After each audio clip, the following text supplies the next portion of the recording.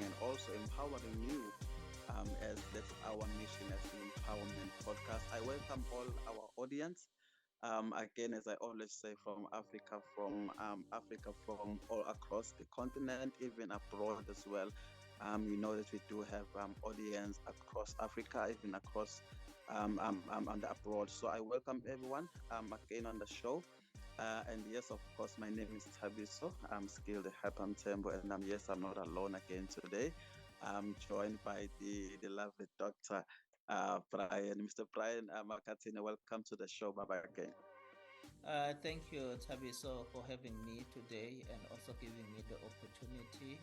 I greet you and also the listeners at home, and thanking the Empowerment Podcast for such a wonderful opportunity.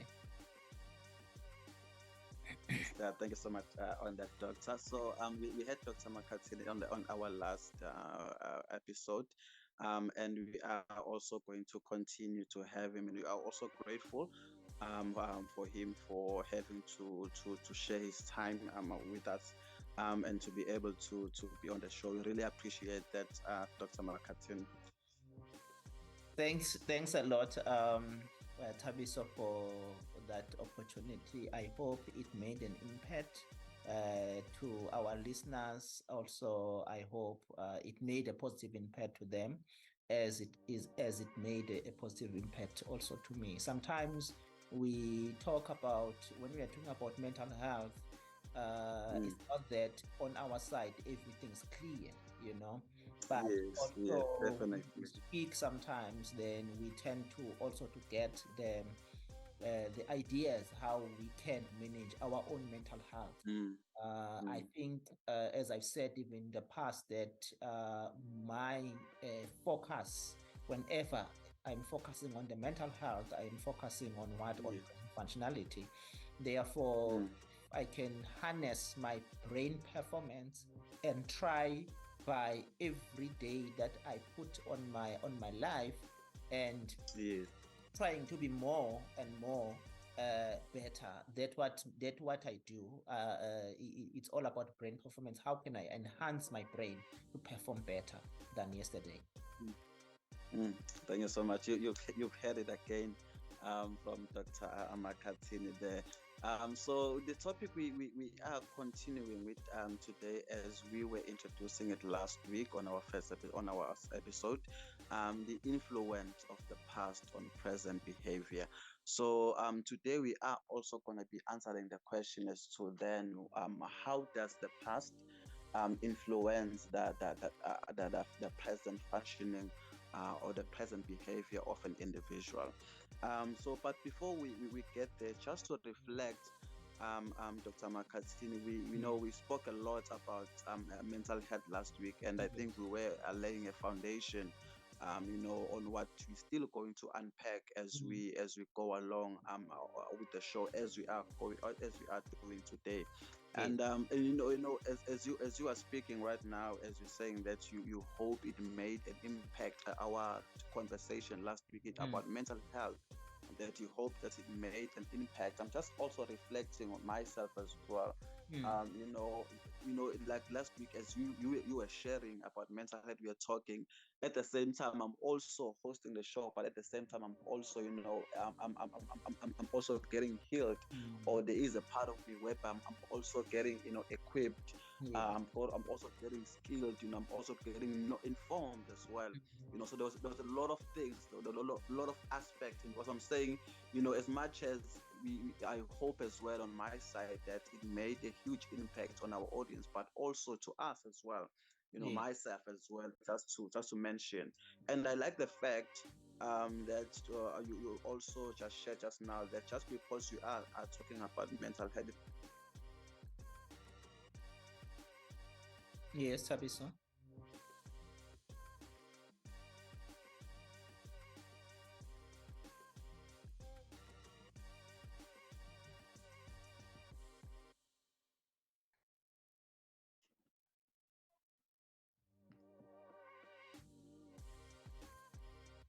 Still there? Yes, I'm still here. Yeah, we can't hear you. Mina ngiyaniza on my side, I can hear you. Yeah, continue. Okay, all right, yeah, all right. So as you were speaking, Dr. Makhathini, you were talking about the fact that, as we hope that our conversation from our episode last week, it made a huge impact or on the audience or whoever's listening. In fact, we were all also it also made I was also empowered as well as I was listening to you sharing as well on the topic. But just to briefly touch on some of the most important aspects of our conversation last week, just to freshen up our audience, or maybe someone is listening for the first time, is joining for the first time on the show, just to join them, just to join them all together from what we spoke about from our intro, as we were laying a foundation on the concept of what is like educating as to what is the concept of mental health as a whole. Okay. One of the things that we touched on our last episode, we talk about what is mental health, and then I defined mental health as the state of the brain functionality that is influenced by the internal dialogues and the surrounding environment and the life experiences. These three characteristics, they play a huge role in formulating your brain performance, because when we talk about mental health, we're talking about the brain functionality. How is your brain functioning? And then the functioning of your brain, it depending on these three characteristics. And therefore, whatever thing that you think about it, every daily dialogue that you have with yourself, then it have an impact on your brain performance. When we talk about the surrounding environment, is that environment conducive, it's good, or it's negative, or it's positive? Because if the environment is positive, therefore your brain performance is going to be enhanced. But if the environment that's surrounding you is negative, then what is going to happen, it's going to affect uh, your brain functionality. Then we're talking about life experiences as a part of our topic. Therefore, since from birth until now, you've been experiencing life. That is an experience. There are a lot of things that has happened in your life, good and bad things already have taken place. Therefore, but it doesn't mean that you must stop enhancing your brain performance. Therefore, whatever experience that we come across, regardless, it can be negative or positive. It's there to build something to your brain so that you can be a better person. For me, that I think that it's one of my strong way of surviving and not end up collapsing mentally. It's whatever experience I come across, whatsoever, it can be bad, can be positive, but I know that it is there to build a certain muscle in my brain. Therefore, other thing that we have touched on, we have touched on that these brain performance, it influences cognition, perception, and behavior. Yes. Therefore, all of these things that we see people doing, then it is behavior. That means the cognition, it's where all the processes that are involved, like learning, like remembering, like accumulating knowledge, that is the part of the brain performing its own functions or its own job. Therefore, it will give, after processing that information, it need to give a perception. That means it need to give a result or a product, and then that product will display as a behavior. I think that what stands out for me on our last episode. Therefore, if we can manage to harness these three things that I've already mentioned, therefore we'll be able to strive, we'll be able to have a better mental health and able to strive for a better life. Yes, absolutely, Dr. Makhathini.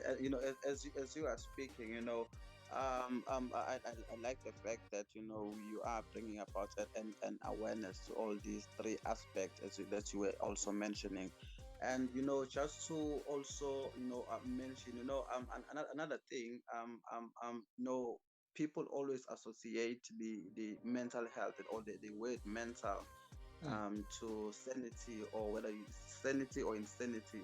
So Mm-hmm. mostly insanity. So I think that's one of the most important things that you also even touched on last week, where we're looking at some of the misconceptions and like the misbeliefs that people do have regarding mental health.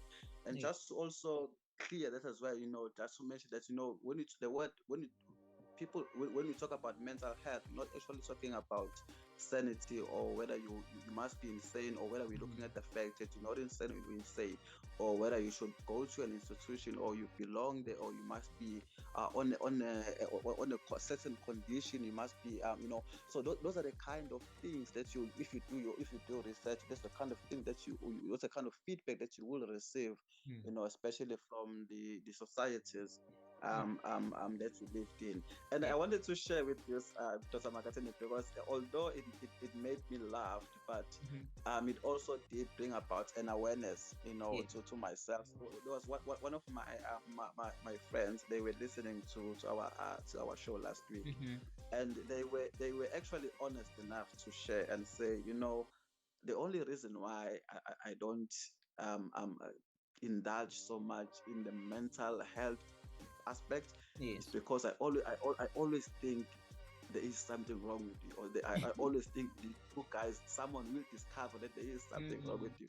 So as I was laughing, I'm laughing at the fact that, for the fact that you have anxieties, you have fear going there, or have phobias going there, because you feel as if something is normal. That means you definitely, there is something Sure. that must be not 100%. But just to also touch on that, just to bring an awareness as to, when we talk about mental health, not looking at the fact that whether we gonna classify you as normal, or we're gonna classify you as not normal, but it's about looking at your holistic well-being, because as much Exactly. as your physical well-being is important, as much as your financial, but also your mental. So it's not about the state of being insane or normal or not normal, but it's about taking care of your holistic well-being. Try to touch on that as well, Mr. Makhathini, as we did last week.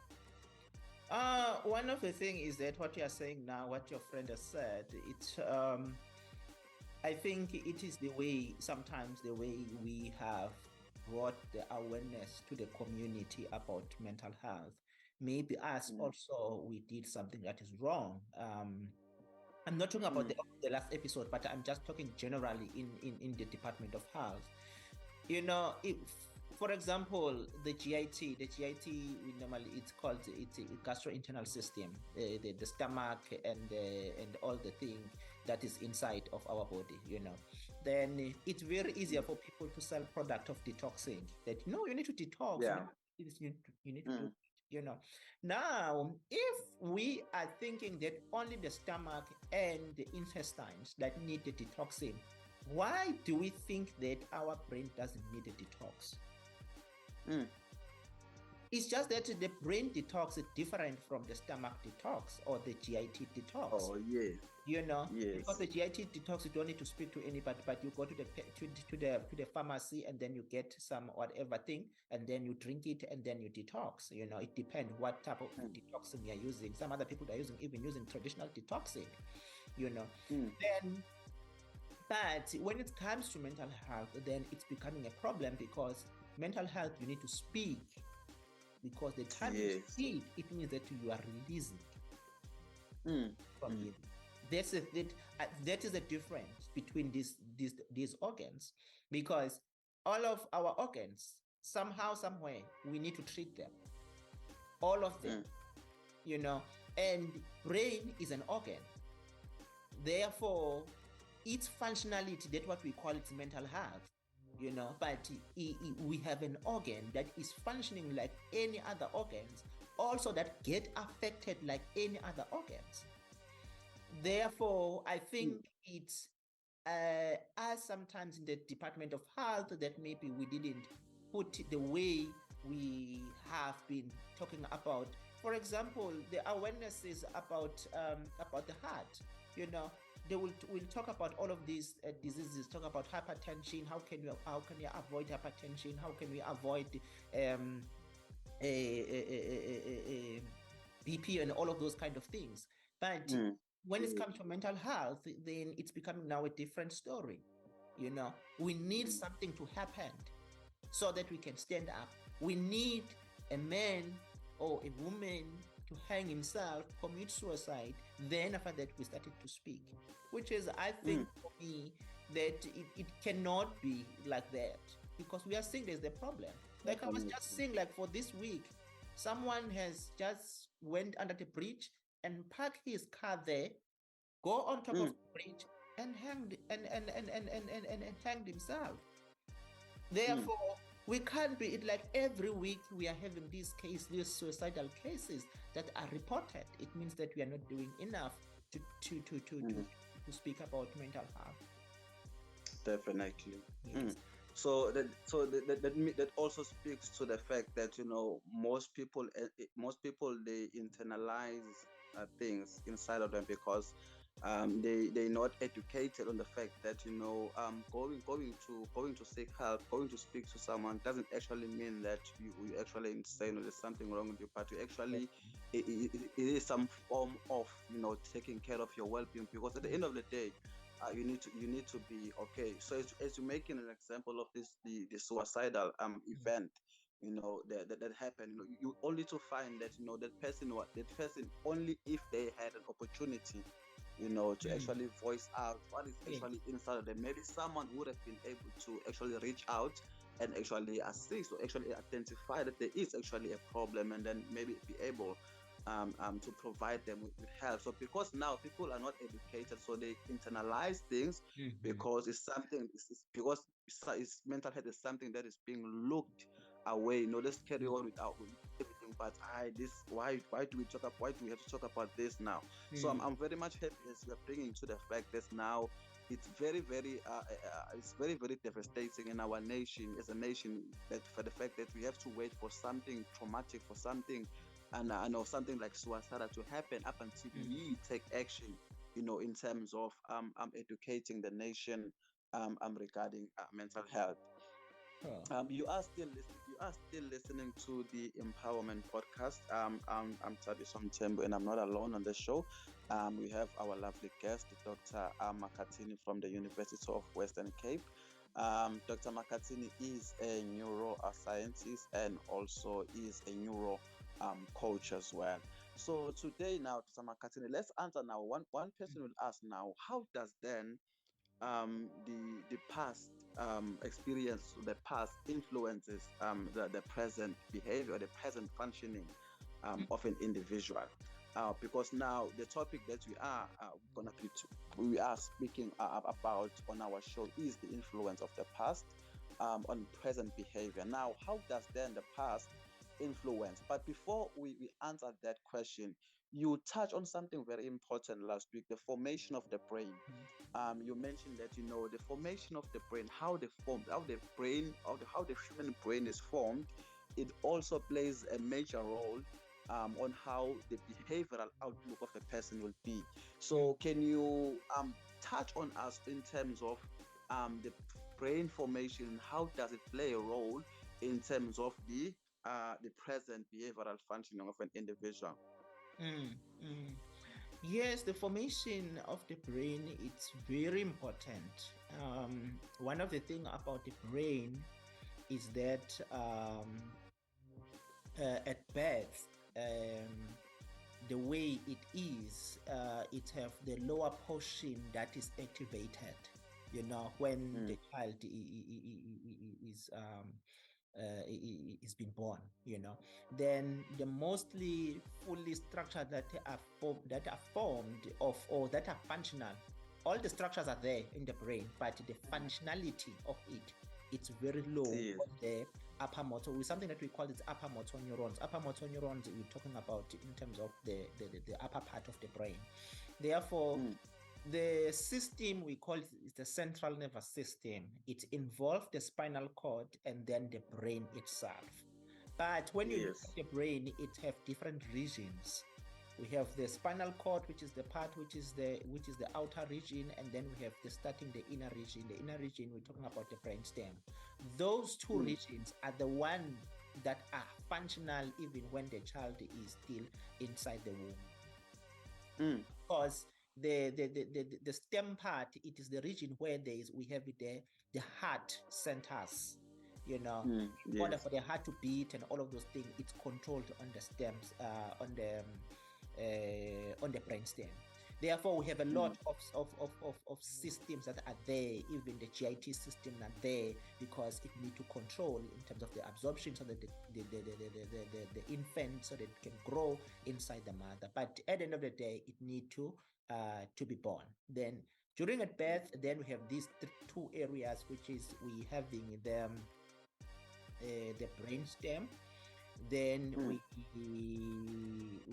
having the spinal cord, which is the one that are functionally. However, there's something that they call let me check here. There's something that they call it is mirror neurons. Okay. Okay. When we talk about mirror neurons, we're talking about the neurons that are involved in terms of action and behavior that is happening to other people. Okay, it means that a child is relying on these mirror neurons so that can able to accumulate his or her own pathways. That means that's why a child, when it's born, the mother is supposed to be present and the father is supposed to be present, because these two people are going to play a major role in forming now the mental health or the brain performance of this kid. Because if it happened that if you ever have a kid or seeing a kid and then playing with a child, and you find that when you frown on your face, the child, what does it do? It reacts by crying. But if you smile, the child smiles. That's what we call mirror neurons. Therefore, you are teaching the child to recognize in terms of the facial expression.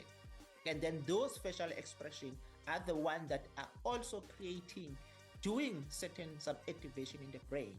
Therefore, these mirror neurons, they are involved in the cognitive function. Remember, we talked about cognitive function last week or on the last episode. Then we have these neurocognitive functions such as social cognition, language, empathy, and the theory of mind, which are the ones that are mostly involved and need to develop during this time.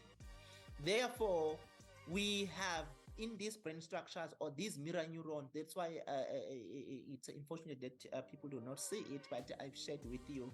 And then this brain structure that it shows where they are activated in the brain. If you see the dark part in the brain, that's where they are activated.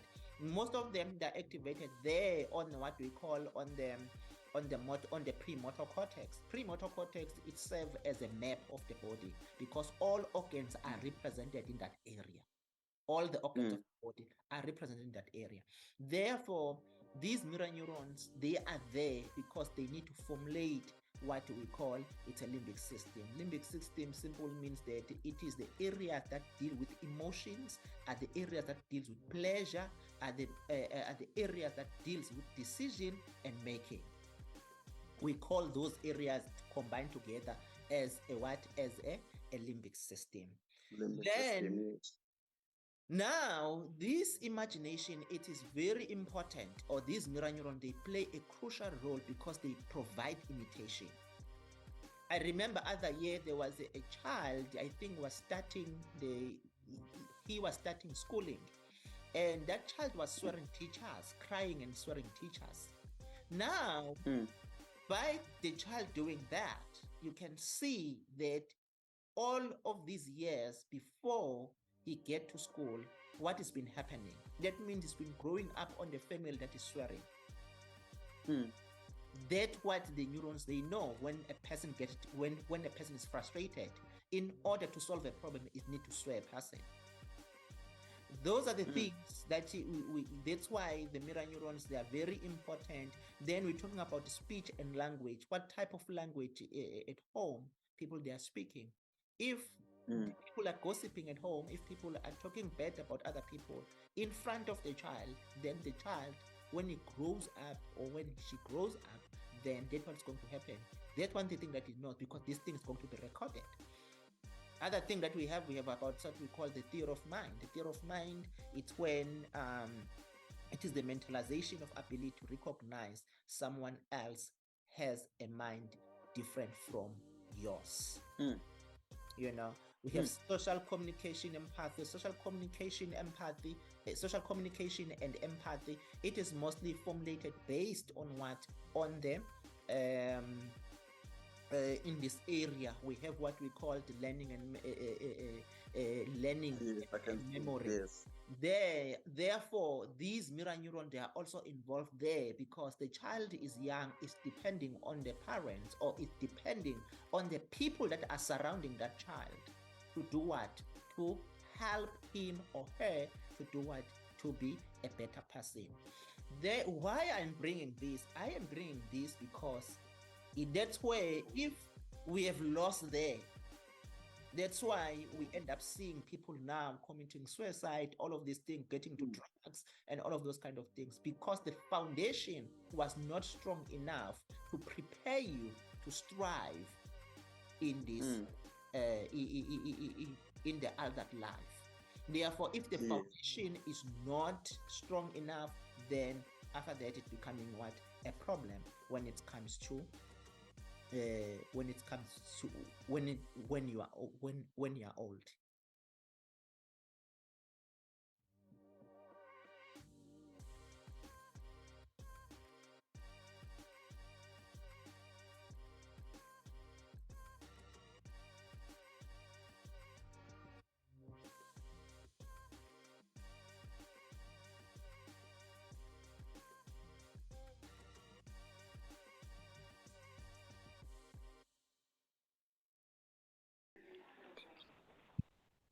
Okay, that means these mirror neurons, they play a crucial role in the brain formation and also to determine the future in terms of that kid's brain performance.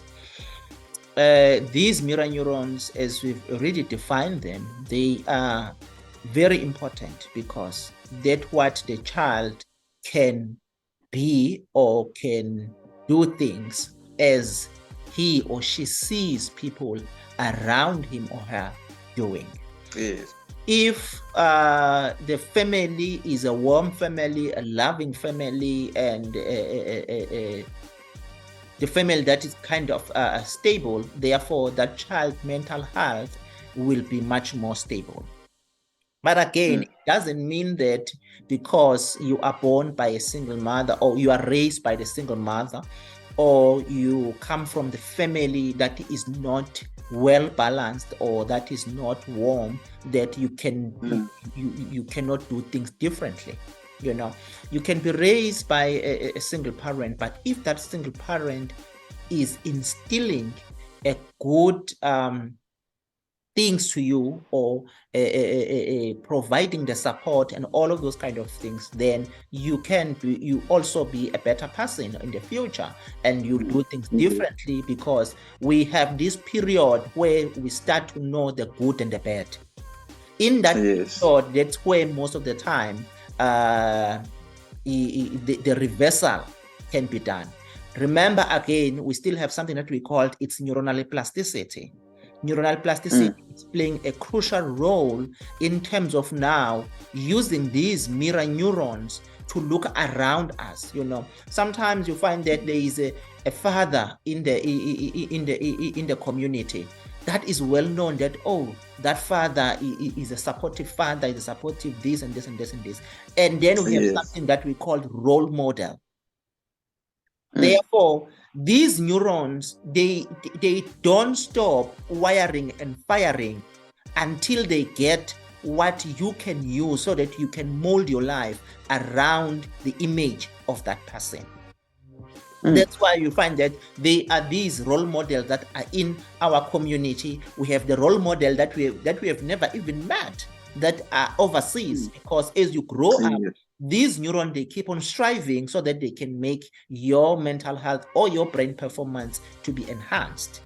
Then therefore, this is not that these neurons, they are much more active. It's just that they are more active during during at the birth state or during in your childhood, because the speech areas are not well formulated, the hearing areas that are not well formulated. Therefore, the child is depending on what is seeing in front of him or her. But at the end of the day, as you grow, then these neurons, they help you to associate with different people. Therefore, if you're coming from the home that is kind of abusive, because you from there, automatically this thing, it is already wired in your brain.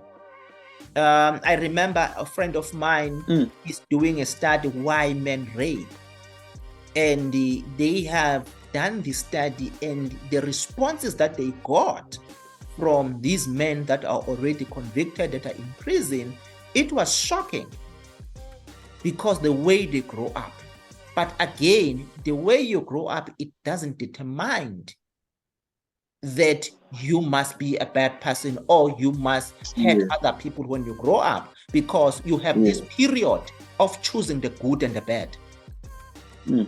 You know, as much as we know as neuroscientists, psychologists, and psychiatrists, but we know the influence that have made that person to be that kind of a person, it's because the way the person has the way the person was raised. And then, because I remember to make an example, one of the paper is online, you can read it. Then the one convict says that he was raped by his aunt. And for him, because the auntie was forcing herself to him, then he grew up with that understanding that if you have sex with a person, therefore there is no need of asking. Those are the things that, as we are talking, as we are dealing with this topic, the influence of the past in the present, is that what we are seeing now, what we are fighting with now, we are fighting with the things that happened between from day 0 to 10 years, most of the time, or to 12 years. Yeah. So basically, as you are speaking, Dr. Makhathini, what you are saying is that normally what we see now on someone's present behavior or behavioral functioning or cognitive functioning is mostly influenced by the past behavioral patterns that either the person or the child was growing up under. Definitely, yes. That's why when people, they're coming to you guys, a psychologist, if a real world psychologist, you don't deal with what the person is presenting to you in the table, but you go back from 3 years. If a person can still remember what was happening the time the person was 3 years, then after that you come now step by step, until you get where the person is telling you the problem, because you cannot solve the problem what the person is giving you in the table. That's why it's very important to go to therapists and psychologists, because they have techniques that they can use to go back with you back and then come back until where you are. Absolutely. You are still tuning into the Empowerment podcast. Dr. Makhathini with me. I'm today on the show, and we are unpacking the how the past influences our present functioning, our present cognitive or behavioral functioning. Now, Dr. Makhathini, as you also mentioned the limbic.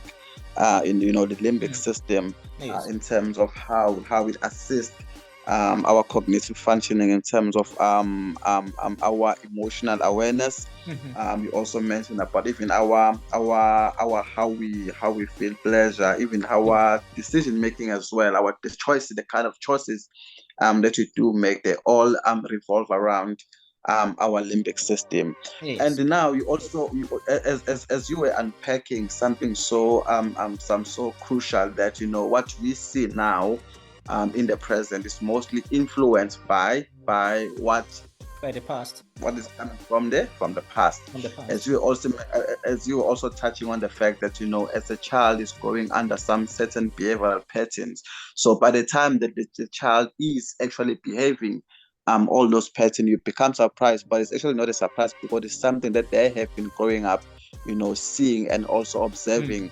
from an early age. Now, so as we are talking today, so now how now does the past influences the present now?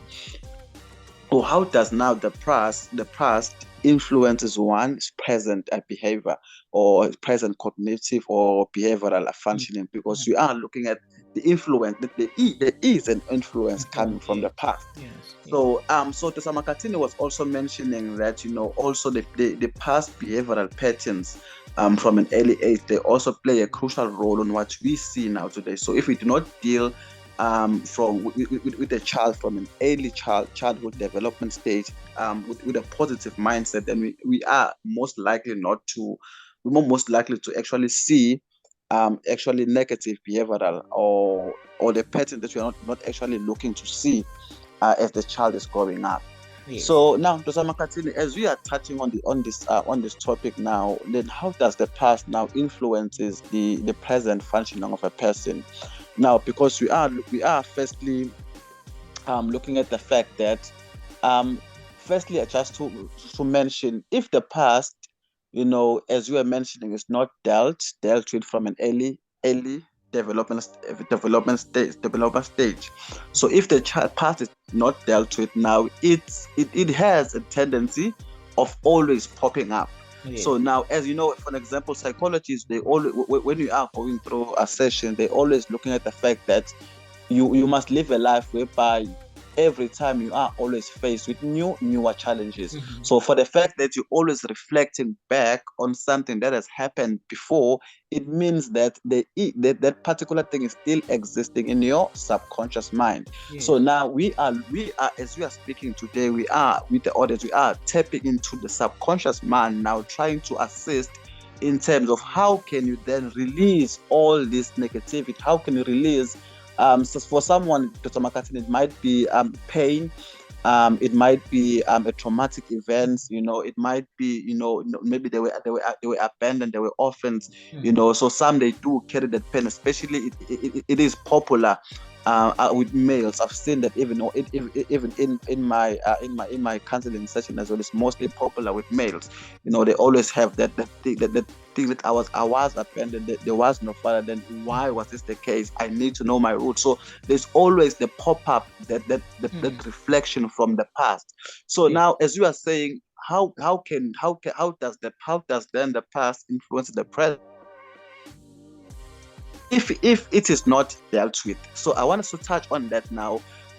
What hinders people from dealing with the past, and then how can then people also remove these barriers hindering them to deal with the past, so they can be able to move and not affect now their present functioning?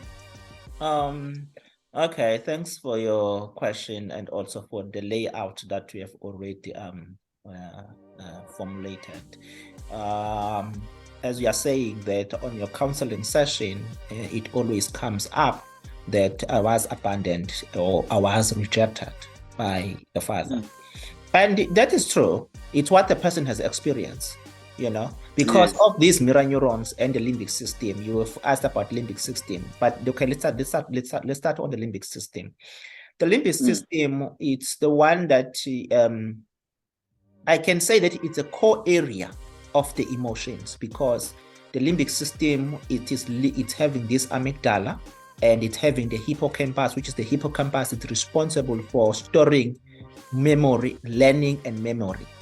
Therefore, as you are growing up, from the age of 3, then the memories start to kick in and then formulate all of these things. Then that means that it's like you are waking up in a dream. Then you are expecting that both of your parents must be with you so that you can now start communicating, because at the age of 3, that's where the child is starting to communicate better and clearly. But you find that the father is not there, and then you are having with your mother. And what you are hearing from your mother, you are hearing the pain that what did the father do to your mother, or the father abandoned your mother, or the father rejected your mother time was pregnant, and all of those kind of things. And remember that now it means that you are having what? You are waking up, and then you come to this, that the first thing you hear the hate that now is around you. That means automatically that it goes to your learning. That means you're learning that thing. At the same time, remember you talk about subconscious mind, and that then when the child sleep, what does it do? The unconscious mind doing what? The recording. It's coding everything, every weight, and all of those kind of things. And then as it coding those weight, it means that it changes the functionality of the limbic system. We have something that we call it amygdala. It's a small structure that is sitting on top of the end of the hippocampus. That structure, it is responsible for emotions. You can see that they are connected together with what is happening, the learning and the memory, which is the hippocampus, and then the amygdala.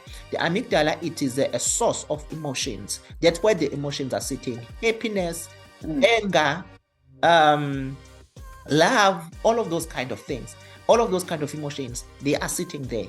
It means that if every day that child was being stimulated with anger and frustration from the mother or from the father, that means that child is having what? Is feeling shame.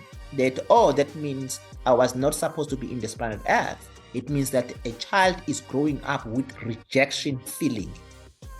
And this rejection feeling is going to grow. It's growing to, it kills the self-confidence of a child. It kills in terms of relating with other men. It kills a lot of things. Then now it's becoming what? It's becoming either an angry child or a quiet child. You find that that person, the personality was changed because of what was happening around him or her. Now, all of these things, what does they do? The words and the action that is happening around is stimulate certain chemicals in our what? In our brain. We have what we call neurotransmitters, but sometimes they're called neurochemical or chemicals. There are certain chemicals that are produced. For example, if you are happy, serotonin is produced. If you're seeing your friend, your old friend, automatically the serotonin will be produced. For example, if you like something that has sugar, such as ice cream and all of those things, now you keep eating this thing, the dopamine is produced, because the dopamine, it's a pleasure chemical. Also, it associated with addiction. Now, this kid, if you're growing up and then now he go to school and then he's meeting friends at school, and if the kids meet friends that are not supportive, also the friends that are broken, then it's something else, because now they're going to start now what? Drugs. And you know, when you start drugs, they influence what? The limbic system. They affect the limbic system. When they affect the limbic system, that means the dopamine will be more released, and then now this thing, a kid cannot live without it. Now it's becoming a dependent, and then now we see the child now is is staying in the street and all things like that. The child behavior is messed up. Therefore, I normally say that your life experience is your growing life experience is from age of 0 to 7. It count 90% or let me say 80% of your adulthood. Yes. Now you can see that as much as the way we are behaving now, it's because the way we were taught the time we're growing up, and that's what you are practicing now. Then the past experience, as I'm saying, the past experience is contributing about 80 to 85% of your life now. Because if you were not told at home how to cook while you're still a kid, it's difficult to cook when you're old. This thing happened to us in the universities. If you leave home because you've been at home, you were not cooking, you were not doing all of these things, then when you get to the university, you need to cook for yourself. Now, we were always like seeing people, going around, how do you cook, how to cook sand, how to cook put, how to cook this, how to cook that, because they were never exposed to it. Those are the things. And I sorry to interject that, Dr. Makhathini, and I like the fact that you were talking about the good behavioral patterns. If they are not installed, if we are instilling the bad behavioral pattern from an early childhood, we are storing them into that person. So by the time that person grows up, that it's already installed, they are actually living and growing up with that. So it actually also brings me to the fact that as we are talking about the past influencing the present, and we are looking at some of the past experiences, for someone else it might have been a rejection sometimes, just for an example, it might have been they were raped. For an example, so for now, they are busy listening to us. They're like, no, okay, it's fine for you, Dr. Makhathini, and something, because you don't know what I've been through. Oh, you're talking about healing, you're talking about moving on, you're talking about not storing things on my subconscious, but you don't actually know what I went through. So, it's those past experiences now that people are so afraid to even talk about, because, it's something that is still not... it's something that is still difficult for them to actually acknowledge first and actually deal with it. So as we are still on the topic today, you're listening to the Empowerment Podcast. What we are saying is that, if the past is not dealt with, as Dr. Makhathini was mentioning, it will definitely influence your present functioning as a human being, because as you are a human being, as Dr. Makhathini was mentioning, you are subject to a lot of daily human experiences. Some of them, they are bad. Some of them, they may be good, and some of them, they may be brought on by other people. It might some of them, they might have been, Dr. Makhathini, our mistakes as well. Some of the bad experiences, not all of them, they are being brought by the external, but some of them, they're also, personal, although they are devastating. Some of them, they are hurting. They might be traumatic. They might be hurting, and all of that. But the concept that we are talking about today is that if it's not dealt with, it will always pop up and come back to influence your present function, in a sense that you will always reflect and say, no, it's actually because of this today. It's because of my decision. That day is because of my decision. That day is because of the rejection. It's because of how I was treated. It's because of how I was raised. So there will always be all those excuses that are popping up, because there are things that are actually popping up because they are being suppressed. So now let's talk about this, the subconscious mind, Dr. Makhathini, and now then assisting the audience in terms of how can we then assist them in terms of releasing all the hate. Releasing, for someone it might be hurt, for someone it may be pain, for someone it may be trauma, for someone it may be even phobias as well. It's something that they were exposed to, and then they mostly fear. For someone who's mostly scared of snakes, if they come across a snake, that person, I'm definitely sure they will never cross on the path where there was definitely a snake. So I'm just making an example. So there's quite a lot of past experience that people actually go through on a daily basis. So now we are talking about the subconscious mind, that if you are not dealing with something, it gets stored into your subconscious mind. And how can you then assist in terms of now finding mechanism, finding ways to actually release what is being stored in your subconscious mind so that a person can live a free and a healthy mental well-being?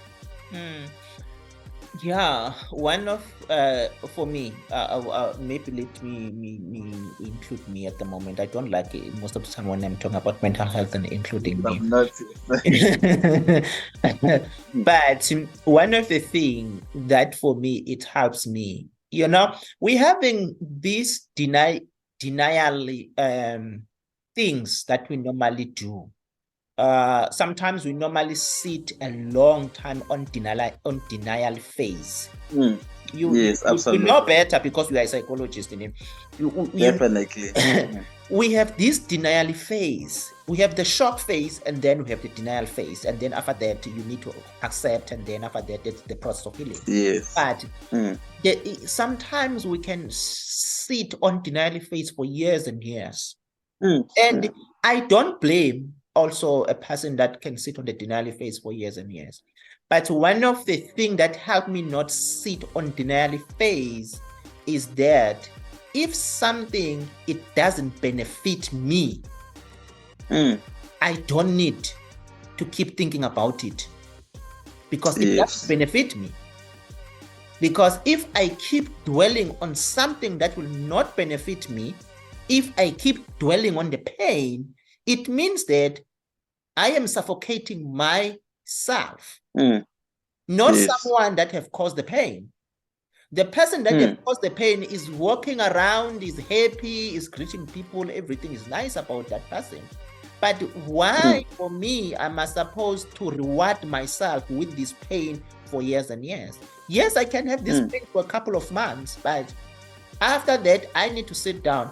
There's something that sometimes we don't do it with ourselves, is to have a meeting with yourself. How many times have a meeting with yourself? Before you go to the psychologist, before you go to the therapist, before you go to the psychiatrist, how many times you sit and have a meeting with yourself? Starting writing things down. That what happened, and that what happened chronologically. Because that's how we offload. Because even some other psychologists, that's what they're going to do. They are going, when you're sitting down with the psychologist will be starting now. We have all of this session that now, write it down. Yes. Who has hurt you? And then now starting writing these people and these people. What happened? What did that person did? That's how the process is.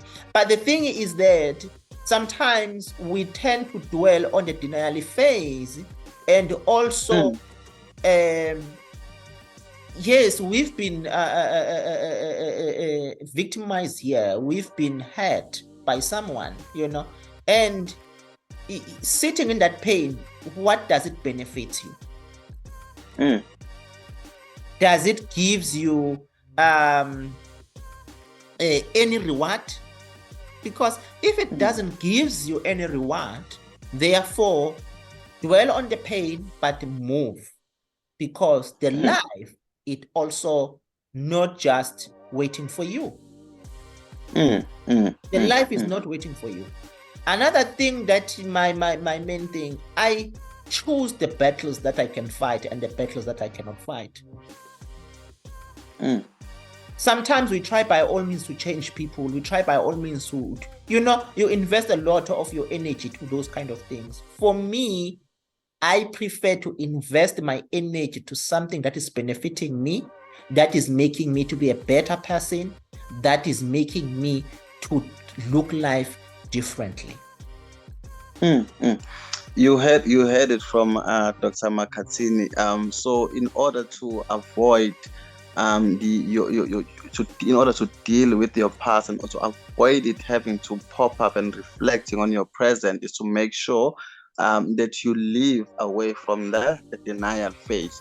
So I like the fact that you're introducing the steps as well, Dr. Makhathini, as because we are going to be touching more on healing as well, as we are going to be going along with you and the topic as well. We are still going to touch on the concepts of healing in a broader form, in terms of assisting someone now to actually now have the necessary tools in terms of how can I then be able to assist or to get help in terms of, you know, healing, if it's healing or whatever the case may be, just to make an example. But I like the fact that you mentioned that we dwell so much on the denial phase, you know. So most people, yes, yes, I do agree, you have been victimized, you have been mistreated, you have been hurt, you know, you have been you know, misused, you have been mistreated, you have been raped, you have been involved in a traumatic incident, your parents left you, whatever painful traumatic past experience that you might have been through. I do agree, yes, you are victimized, but now for you, in order to actually be free, to allow your mind, as Dr. Makhathini was also talking about, the important mirror neurons, the mirror neurons in your brain that are also assisting your brain to function as well. So now the first step is to move away from the denial and acknowledge what has actually happened. So now that's the first step, in terms of by acknowledging or accepting what has happened. Now you are avoiding yourself you are avoiding yourself having to suppress it from your brain, thinking that yes, it's no longer there because I'm sleeping peacefully, I don't think about it, it's gone. But it's actually not gone. It's actually suppressed because you just chose to maybe deviate your attention into something else, you know. So maybe you just chose to you know, try find something else just to disturb your mind or whatever. But you have not actually gone through the whole fact and acknowledged it. No, this is something bad, but yes, it did happen to me, and then I'm actually having to deal with it. I'm actually taking steps in terms of moving forward to deal with them. So Dr. Makhathini has mentioned now that we need to move away from the denial phase. Now the first step is to acknowledge what has happened.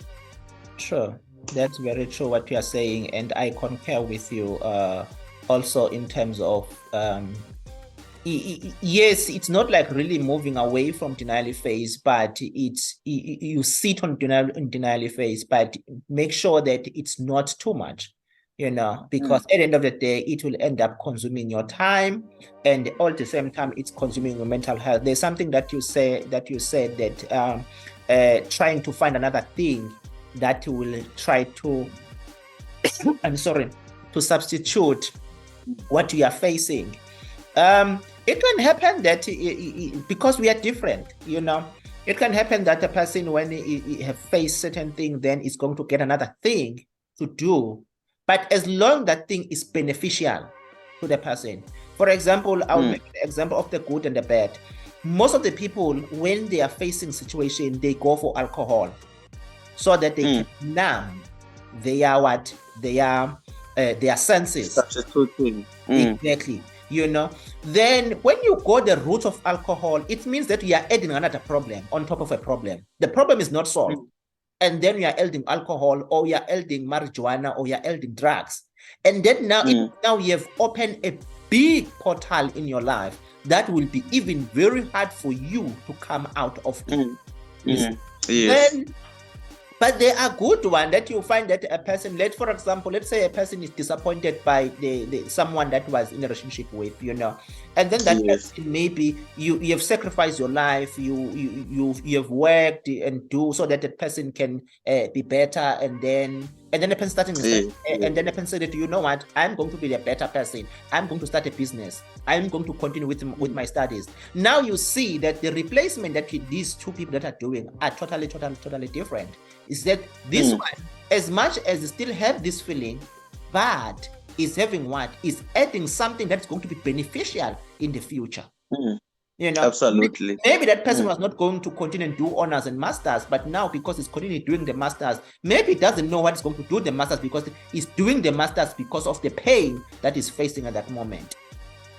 Therefore, in my closure, then what can I say? That there are things, because the way we heal, it's different. We are different, and what works for me, it cannot work for you. What works for you, it cannot work for me. But at the end of the day, run away from deviating and do things that also they're going to add another problem. You heard it from Dr. Makhathini that this you were still tuning to the empowerment podcast. We're looking at the influence of the past on present behavior, and Dr. Makhathini has just made a remarkable closure. They're just mentioning the fact that yes, we are human, but we do not need to substitute. Because if you substitute, you are actually adding another. They say you are adding a fuel on top of a fire, like making the fire even more worse. But you must actually acknowledge what has happened. So now, yes, we are shocked. Some events that we do face, some past experiences that we did face, they were shocking to quite of us. But that's why I didn't even dwell on much of the examples of them, because there's quite a lot of things that we do face on a daily basis as human, and we deal with them differently. And because we are human, we are different, we are unique in our own way. So yes, it is a good thing that you were shocked. Then yes, it is a good thing that at some point you will be in denial, because it's something that is still new, and you were not expecting to be so for that particular something to happen. Yes, there would be a part of you that stays in denial, but move away from that. We have to go to a stage whereby you are actually acknowledging what has happened, then you find ways of actually having to come out of it or actually deal with it. So as we are unpacking the topic, as we are going to go along next week, we are going to be talking as to some of the ways in which now, once you have acknowledged where you've been or what has happened now, then after acknowledging it, then how can you then move forward in terms of actually living a healthy, mentally free life. Dr. Makhathini, I thank you so much for for being on the show again, and for gracing us with your presence, and also for unpacking, and also equipping and also empowering us as the Empowerment Podcast. We thank you so much again for your time. It was actually another exciting and another informative and another eye-opening and another unpacking. I don't know. I don't even have the words to describe the wisdom and the knowledge that you have shared on this topic, Dr. Makhathini. Thank you, Tabiso, for having me again, and also thank you to you. I'm learning a lot from you, because you are much more better in behavior, because you meet with people every day. Unlike us, we read your case studies, guys, and then we try to come up with a solution in the lab. But at the end of the day, it's always nice to work together. That's why overseas psychologists and neuroscience behaviors and psychiatrists, they are working together. Most of the time they are found in hospital. All these three people working together so that they can better the life or the mental health of people. Thank you to you, Tabiso. I have a great time with you, and also thank the Empowerment Podcast. I wish all the best for our listeners, that whatever thing that Empowerment Podcast. Inspire, equip, and empower.